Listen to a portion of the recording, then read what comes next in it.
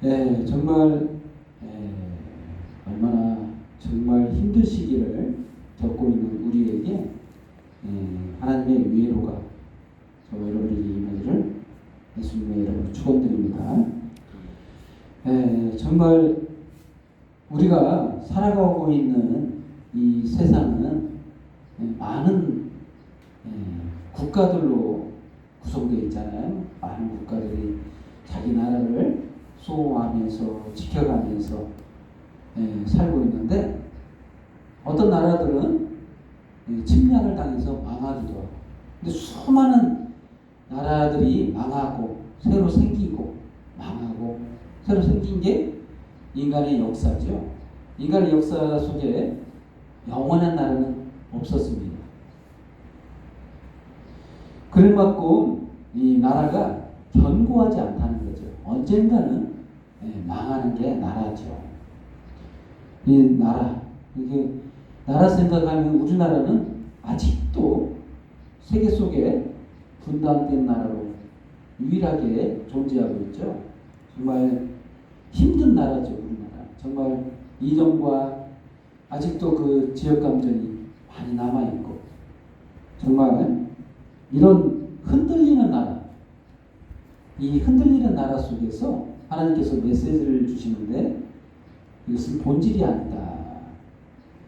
나라가 설명하고 있는 것은 우리에게 영원한 나라가 있으니 그 나라를 소망하라.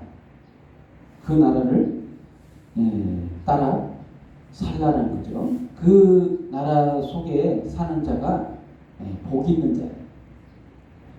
주의 나라에 속한 자가 복이 있다는 겁니다.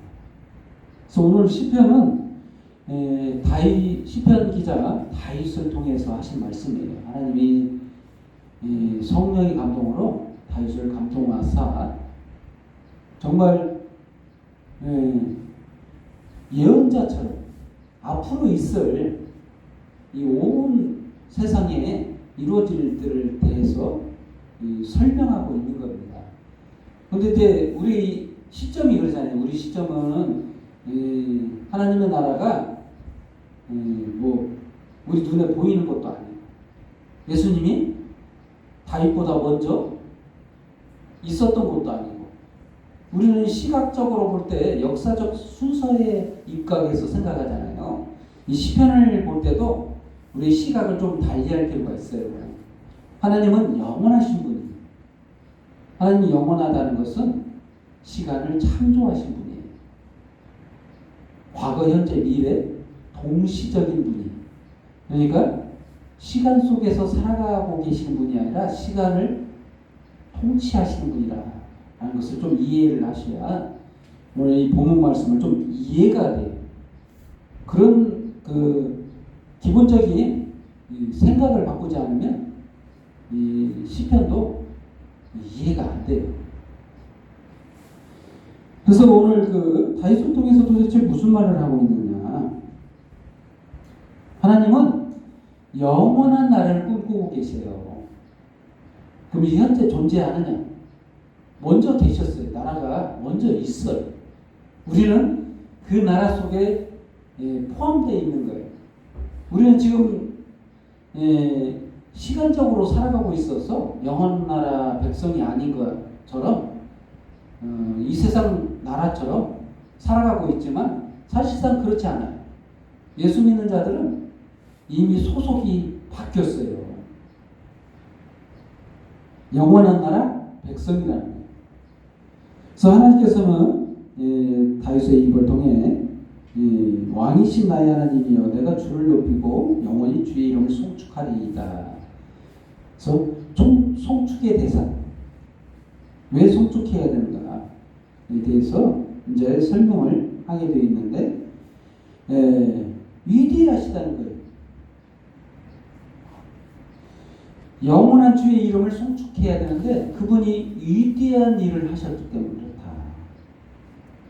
3절 말씀, 여호와는 위대하시니 크게 찬양할 것이라 그의 위대하심을 측량하지 못하리로다 하면서 하신 시편의 4절 말씀이 이렇게 기록하고 있어요. 대대로 주께서 행하신 일. 대대로 주께서 행하신 일. 첫 번째로 주께서 행하신 일이 있대요. 하나님의 영원한 나라를 위해서 하나님이 도대체 무슨 일을 행하셨는가? 우리 눈에 보이지 않는 나라, 이 하늘나라를 위해서 하나님이 하신 일이 있는데 어떤 일을 행하셨나? 행하신 일에 대해서 찬양해야 된다. 사절 말씀은 시편 기자 다윗은 행하신 일을 찬양한다. 그리고 주의 능하신 일을 선포하리로다. 이렇게 말하고 있습니다. 도대체 무슨 일을 했길래?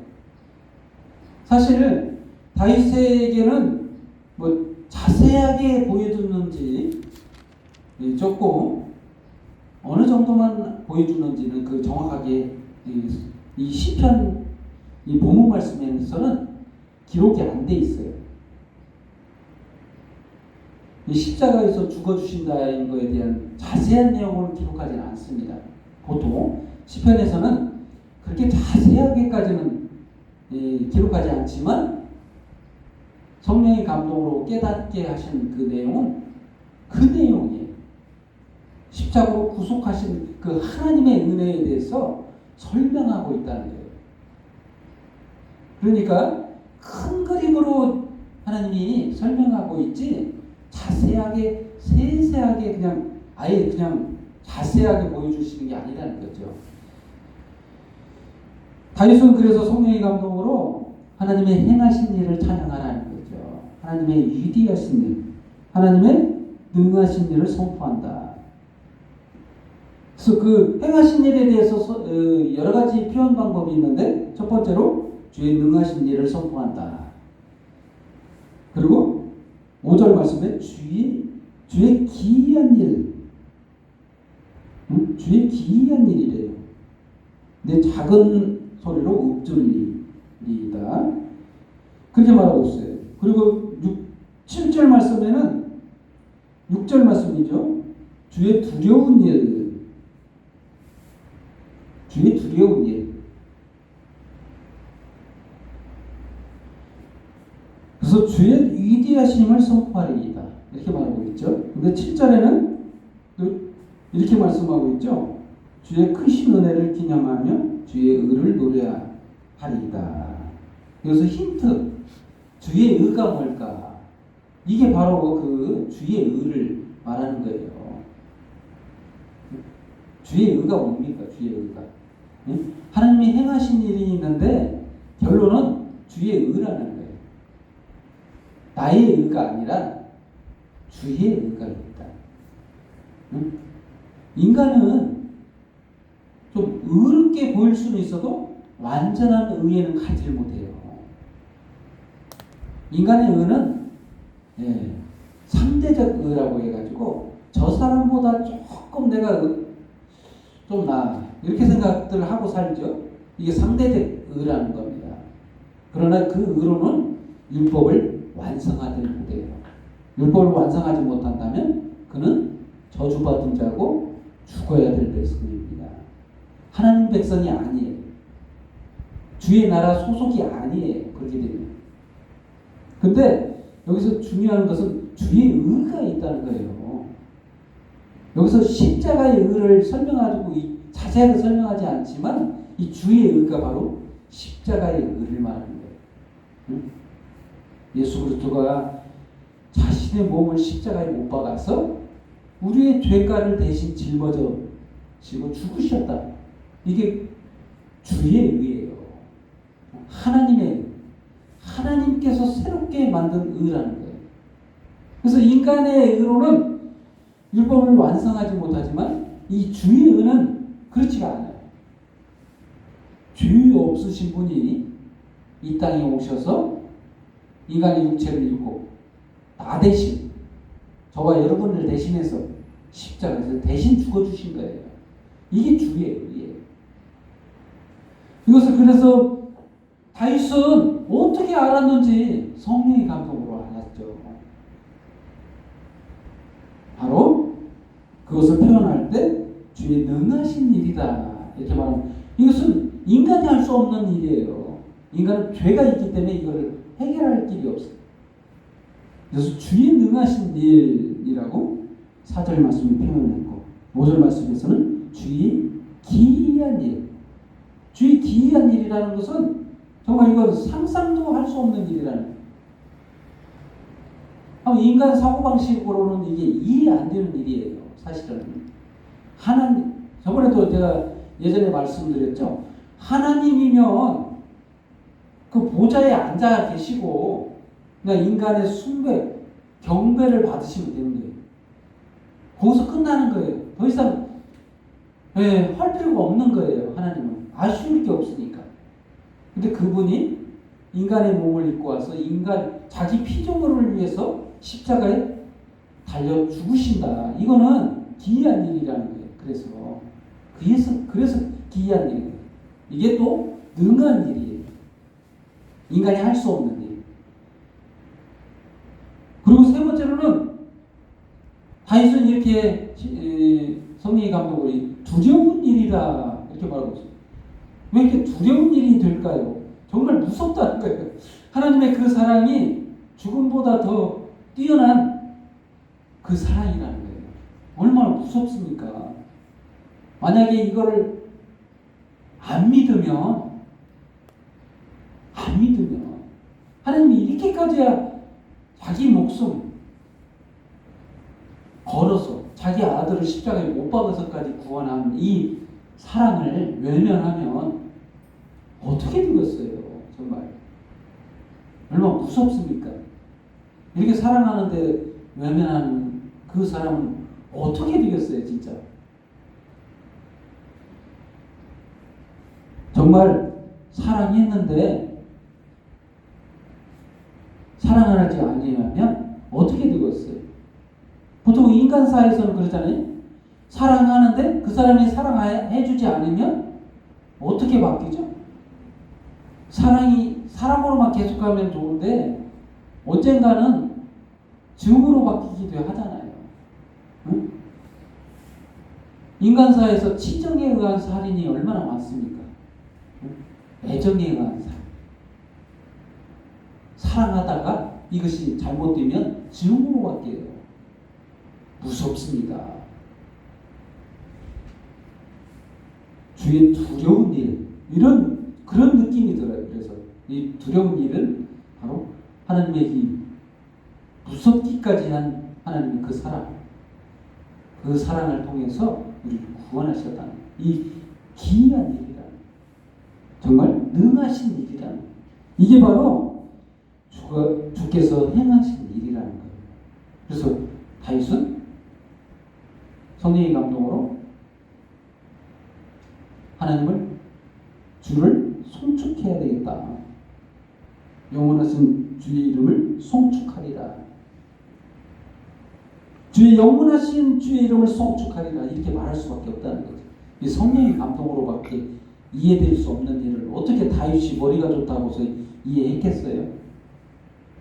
이 시점이 예수님의 십자가가 나중에 있었던 일이에요. 어떻게 알겠어요? 근데 이게 성령의 감동을 통해서 정말 본질을 깨달은 그런 이해의 통찰력이 있었다는 거죠. 이것은 인간이 할 수 있는 이해가 아니에요. 바로 성령께서 하신 거죠. 정말 그렇습니다. 그리고 두 번째로 궁유를 베푸십니다 라는 겁니다. 궁유를 베푸신다. 이게 도대체 무슨 말인가? 10절 말씀이죠. 9절 말씀인가요? 9절 말씀. 여호와께서 모든 것을 선대하시며 그 지으신 모든 것에 궁유를 베푸시도다. 8절 말씀에는 여호와는 은혜로우시며 공의를 많으시며 노하기를 더디하시며 인자하심이 크시도다. 10절 말씀은 주께서 지으신 모든 것들이 주께 감사하며 주의 성도들이 주를 송축하리이다. 이게 도대체 무슨 말이냐? 한번 생각해 보세요. 하나님의 입장에서는 불쌍히 여길 필요가 없어요. 사실 아쉬울 게 없으니까. 자기가 만든 피조물 말 안 들면 그냥 버리고 새로 만들면 돼요. 얼마든지 가능해요. 아니, 능력이 많으신 분인데 자기가 만든 피조물 마음에 안 들면 언제든지 내칠 수 있어요. 버릴 수 있어요. 그래서 이 땅 위에 저를 한 사람만, 우주 가운데 나를 한 사람 만들었잖아요. 이상하지 않아요? 이 희귀성에 대해서 예전에 말했잖아요. 인간이 그 수억 명이 있는데 어떻게 다 틀려? 다 틀린데 똑같이 만들면 되잖아요. 응? 인간이 만드는 인간 중에 훌륭한 사람, 뭐 똑같은 사람을 그냥 쭉 만들어 버리면 되잖아요. 희귀성으로, 순종 잘하는 사람으로. 그러니까 하나님이 능력이 없으시간데 그렇게 왜 이렇게 만들었을까? 다양하게. 무슨 하나님을 믿지도 않는 사람도 만들고, 어떤 사람은 하나님을 잘 섬기는 사람도 만들고, 다양하게. 정말 그것은 희귀성인 거예요, 진짜. 인간을 얼마나 존귀하게 보시는가. 일단 거기에서 정말 하나님의 사랑을 느껴야 돼요.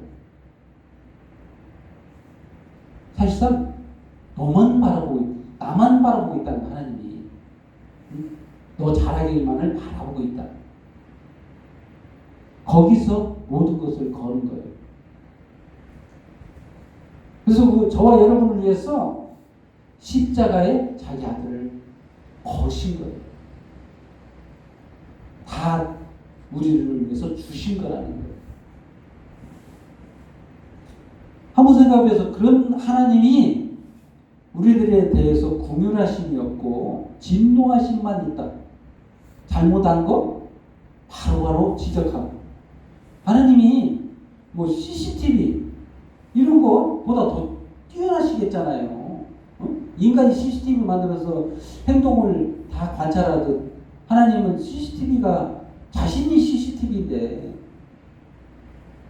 모르는 게 어디가 있겠어요. 생각을 모르시겠어요. 만드셨는데 인간의 마음도 창조하신 건데 어떻게 모르는 게 어디 있겠어요. 그럼 그분이 만약에 우리들의 잘못 한 가지, 시시콜콜한 조그마한 잘못 이거 다 따져가지고 다 심판하시겠다고 하면 살아남을 사람 하나도 없습니다. 지금 여기 살아있을 사람 아무도 없어요. 이 살아있는 것 자체가 은혜예요. 궁휼이라니까. 내가 지금 이렇게 숨 쉬고 있는 것 자체가 하나님이 불쌍히 여기지 않으면 존재 자체가 그대로 있을 수 없어요. 하나님 한 번 지도하면 끝나요. 끝난다니까요. 그런 그분이 그 마음 자체가 본성이 어떠냐. 하나님의 본성에 대해서 설명하고 있잖아요. 하나님의 본성은 8절 말씀처럼 여호와는 은혜로우시대요. 다이잖아요. 응?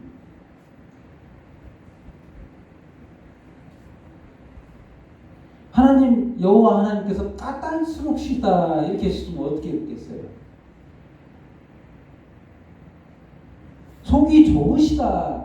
조금만 뭘 잘못하면 그냥 바로 그냥 응? 불방망이를 때린다든가 이렇게 했다면 어떻게 했겠어요? 근데 궁휼이 많으시대요. 노하기를 더디하고 인자하심이 크시도다. 얼마나 다행이에요. 얼마나 다행이에요. 지금 살아있는 거예요. 그래서 살아있는 하나님이 본성 자체가 이러시다는 거예요. 8절 말씀처럼. 그리고 9절 말씀은 여호와께서 모든 것을 선대하시며 모든 것, 모든 만물에 대해서 하나님이 이뻐 보이신다는 거예요. 이뻐 보인다는 거예요. 선대한다. 높이신다는 거예요. 좋아한다는 겁니다. 한마디로. 사랑이에요. 하나님이 창조물에 대해서 사랑하고 계시다는 거예요. 근데 그 지으신 모든 것에 궁유를 베푸시도다. 얼마나 다행인데. 다 궁유를 베푼다는 거예요. 불쌍히 여긴다. 이게 그 특징이 두 가지예요. 인간이 두 종류가 있어요. 불쌍한 사람, 안 불쌍한 사람이 두 종류밖에 없다는 거예요. 두 종류인데 구원받은 사람들은 불쌍히 여김을 받은 거예요. 구원받지 못한 사람은 불쌍히 여김을 못 받은 거예요. 여러분, 잘난 체하고 막 남을 학대하고 미워하고 이런 사람들 정말 하나님이 보실 때 어떻겠어요? 이런 사람들 불쌍히 여길까요? 우리의 처신 자체를 좀 하나님을 보고 처신해야 될 것이 있어요. 그래서 낮춰야 돼요. 자신을 낮추란 겸손한 게 중요합니다. 처신을 잘해야 돼요. 하나님이 바라시는 것은 우리가 불쌍한가 안 불쌍한가 이거 보신다는 거예요. 응? 아니, 궁유를 베푸시는 분, 그분 앞에 서려면 불쌍히 여김을 받아야 돼요. 근데 자기를 높이고 자신밖에 없고 하나님의 성품과 너무 다르다. 이러면 하나님 싫어하시겠잖아요. 누가 봐도. 그래서 우리가 하나님 앞에 기도할 것은 딱 한 가지예요. 하나님, 나를 불쌍히 여기주세요. 하나님, 내가 죄인입니다. 나를 불쌍히 여기주세요. 이 한마디뿐 필요하지 다른 표현이 필요 없어요. 하나님, 나 집이 없어요. 집 주세요. 이게 필요 없는 거예요, 사실상. 하나님 다 아셔요. 집 필요한지. 가장 중요한 것이 뭐냐? 하나님, 나를 불쌍히 여기주세요. 난 죄인입니다. 이거면 하나님 필요한 거 다 채워주십니다. 가장 중요한 것을 깨닫고 있기 때문에 하나님 앞에 서는 자가 누구냐? 하나님 앞에 불쌍히 여김을 받는 자예요. 높은 자가 아니고 교만한 자가 아니고 겸손한 자가 하나님 앞에 서요. 정말 하나님 앞에서는 자신을 낮춰야 된다는 거예요. 이 생각은 두 가지로 또 구분할 수 있어요. 자기 의에 빠진 자들은 자기가 의롭다고 하고 자기 의가 없는 자들은 난 죄인입니다. 이 자세가 두 자세뿐이라는 거예요. 인간들은. 그래서 그 예수님이 예화를 한번 들었잖아요. 바리새인과 세리의 기도. 바리새인은 어때요? 응? 하나님, 난 저 세리와 같지 않습니다. 하나님, 난 깨끗해요. 더 은혜를 베풀어 주시고 더 부자 되게 해주시고 이런 식으로 기도했잖아요. 세리는 하나님을 쳐다보지 못하고 불쌍히 여겨달라고 한마디 기도하잖아요. 우리의 처신은 어떻게 해야 될지를 바로 알게 해주는 예화라는 거예요. 하나님의 그 본심은 궁율이 있다. 그걸 따라가야 돼요. 하나님의 마음이 어디가 있는가를 보고 쫓아가야지. 안 그래요? 그렇습니다. 하나님은 궁율을 베푸시는 분이다라는 것을 아셔야 됩니다. 그리고 세 번째로 여호와의 구원. 조금 전에 말씀드린 궁율처럼 다행인 거예요. 여호와께서 구원하신대요. 우리 근본적인 문제가 뭡니까? 우리 근본적인 문제는 구원받는 거잖아요. 응? 어디에서 구원받는 거냐? 우리 지금 상태가 어떤지를 깨달아야 되는데 우리 상태가 구원받을 필요 없는 사람들은 인식하지 못한 자들이에요. 어디에서 구원받아야 되는지를 깨닫지 못한다. 이 상태를 모르기 때문에요. 우리가 사실은 이 상태가 정상이 아닙니다. 우리의 삶이 지금 구원받아야 될 상황이에요. 왜 그러냐? 우리가 자유하지 못해요. 첫 번째로 자유한 것, 많은 자유가 누려야 될 건데 첫 번째로 몇 가지만 말하자면 그렇습니다. 예를 들어 설명하자면 우리 시간의 자유가 없어. 우리 시간이 흘러가면서 우리가 늙어가면서 육체가 썩어져 죽고 나서 썩어지잖아요. 이 자유 없는 겁니다. 원래는 영원해야 돼요. 원래 정상은 영원한 겁니다. 시간뿐만 아니라 우리가 공간의 자유도 없어요. 예를 들어 예수님이 부활하신 그 부활 몸은 어때요? 시공간을 초월하죠. 벽을 통과하죠. 그냥 나타났잖아요. 원래 공간의 자유도 있어야 되는 거예요. 또한 우리가 배고픔의 자유가 없어요. 먹을 걸 맨날 먹어야 돼요. 원래 그게 정상인 것처럼 생각하죠? 그 영원한가? 아니잖아요. 우리 정상은 안 먹어도 배고프지 않는 게 이게 정상인 거예요. 이게 본질인 거예요. 하나님 창조는 원래 그게 꿈꾸셨어요. 처음부터 먹어야 될 것이 아니었었어요. 범죄하자 먹게 된 거죠. 먹어야만 되는 거예요. 수고해야, 땀을 흘려야 먹을 것이 생깁니다. 그게 정상처럼 우리가 생각하는데 그 정상 아니에요. 이러한 것들이 자유함을 누리는 거예요. 이런 거에서 우리는 구원받는 거예요.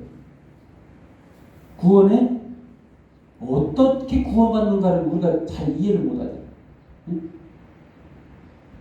모든 우리를 속박하고 있는, 우리가 속박되지 않았다고 생각하잖아요. 사람들이. 난 자유로운데 뭐 어떻게 누가 속박돼 있길래 포로로, 난 포로 아니야. 자유해. 깨닫지를 못할 때 그렇게 말하는 거예요. 우리 정상은 자유롭게 가고 싶은 거 그냥 가는 거예요. 걸어가는 게 아닌 거예요. 이거는 시공간은 그냥 생각만 하면 가 있는 것이 이게 정상인 거예요. 몰라서 그러죠. 우리가 본질이 몰라서, 원래 정상이 뭔지 몰라서 그래요. 이러한 존재가 우리의 본질인 거예요. 이런 본질이 우리 것인데 우리는 그렇게 생각하지 않잖아요. 그렇습니다. 이 구원을 해주시는데 누가 해주시냐? 바로 하나님께서 해주시냐. 얼마나 다행입니까? 네가 구원받아야 돼. 이걸 자기 의해. 근데 주의 의로 구원하신대요. 다행이잖아요. 응? 얼마나 천만다요. 어떻게 나를 믿어요? 어떻게 나의 의로 어떻게 해서 구원받을 수 있어요? 그건 불가능한 겁니다. 응? 하나님의 의로만 구원받을 수 있어요. 예수 그리스도의 십자가의 공로로만 구원받을 수 있는 거예요. 많은 사람들이 자기 의에 빠져 있다. 응? 자기가 깨끗한 것처럼. 예수님의 공로 아니고는 아무도 깨끗할 수 없어요. 구원받을 수 없어요. 자유할 수 없어요. 아멘. 결론을 드리겠습니다. 영원한 주의 나라는 하나님께서 만들어 가시는 거예요. 내가 만드는 게 아닌 거예요. 바로 주의 행하신 일을 통해서 이루어가는 겁니다. 주의 의를 통해서 구원하셨습니다. 바로 그분이 저희를 향하신 마음은 긍휼이에요. 불쌍히 여기셔서 이게 가능한 거예요. 아멘. 그런 하나님 앞에 모든 영광과 경배와 찬양을 돌리는 저와 여러분 되기를 예수님의 이름으로 축원드립니다. 기도하겠습니다. 하나님 아버지 감사합니다. 존재 자체가 정말 보잘것없는 저희를 택하사 하나님의 백성 삼으시고 주의 자녀 삼아사 정말 모든 것들을 주시니 감사합니다. 오늘 이 시간 주의 그 크신 은혜의 말씀을 통해 주님 앞에 더더욱 결심하며 주님의 자녀로서 주님의 백성으로서 살아갈 때 정말 기쁨으로 주님 찬양하며 경배하며 살게 하시니 감사합니다. 오늘 이 시간 주님 앞에 모든 것 감사드리며 예수님의 이름으로 기도합니다. 아멘.